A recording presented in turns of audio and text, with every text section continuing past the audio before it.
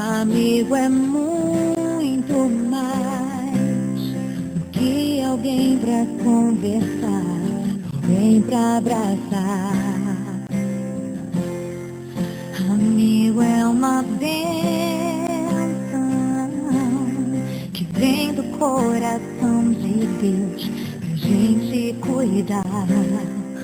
É assim que você é pra mim, como uma pérola que eu mergulhei pra encontrar.